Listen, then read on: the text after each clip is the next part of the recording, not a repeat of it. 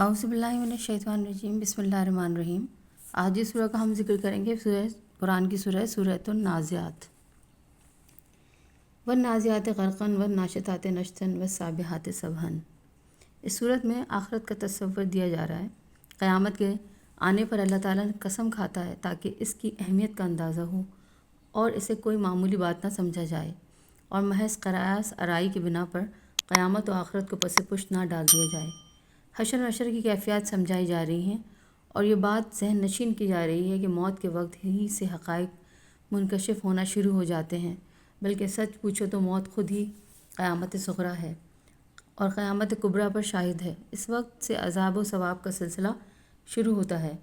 یہاں ان فرشتوں کی قسم کھائی جا رہی ہے کہ جو کافروں کی روح اور ان کے رگوتن سے سختی کے ساتھ کھینچتے ہیں کہ وہ مرنے سے بھاگتے ہیں، اور ان فرشتوں کی بھی جو مومنوں کے بدن سے جان کی گرہ کھولتے ہیں کہ وہ اپنے رب سے ملنے کے لیے بے چین ہیں، پھر ان کو ان کے مقام پر پہنچا دیتے ہیں۔ حضرت موسیٰ علیہ السلام اور فرعون کے واقعہ کی طرف بھی اس صورت میں اشارہ کیا گیا ہے کہ لوگ اس بات کو ذہن نشین کر لیں کہ پیغمبر کی نافرمانی اور حکم الہی سے سرکشی کے باعث بسا اوقات دنیا میں بھی عذاب آتا ہے، اور فرعون کو دیکھو یہاں پانی میں ڈبویا گیا اور وہاں آگ میں جلایا جائے گا۔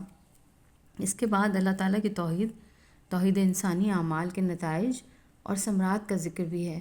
پھر قیامت ہی کے ذکر پر سورہ کا ختم ہوتا ہے اور قیامت کے واقع ہونے کی تصدیق کی گئی ہے۔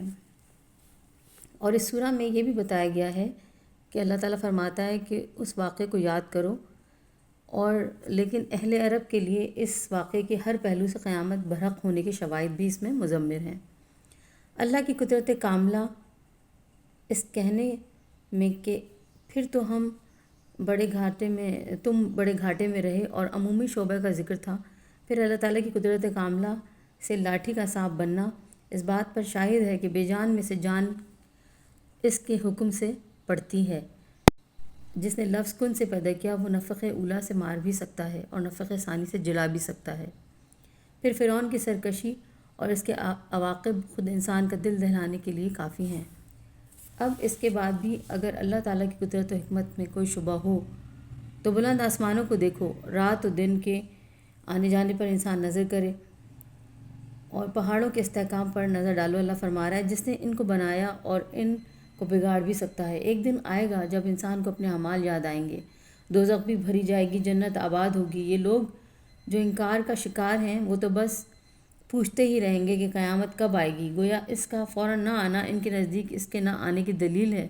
ان نادانوں کو آگاہ کر دیا جائے کہ اس کا ایک وقت مقرر ہے، یہ سوال کا وقت نہیں عمل کی گھڑی ہے کہ انسان اس دنیا میں عمل اچھے کرے اور نیک عمل کرے۔ اور اللہ تعالیٰ بار بار قرآن میں ہمیں اس بات کی دلائل دیتے ہیں، اور اس سورہ میں بھی اس بات کا ذکر ہے کہ قیامت آ کر رہے گی، قیامت برحق ہے۔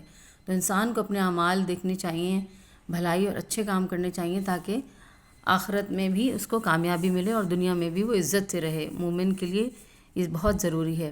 اور حضرت محمد صلی اللہ علیہ وسلم کا جو ذکر ہے قرآن کو تفسیر سے پڑھنا، ترجمے سے دیکھنا بہت ضروری ہے ہر ایک کے لیے۔ آج کے لیے صرف اتنا ہی۔ السلام علیکم، جزاک اللہ۔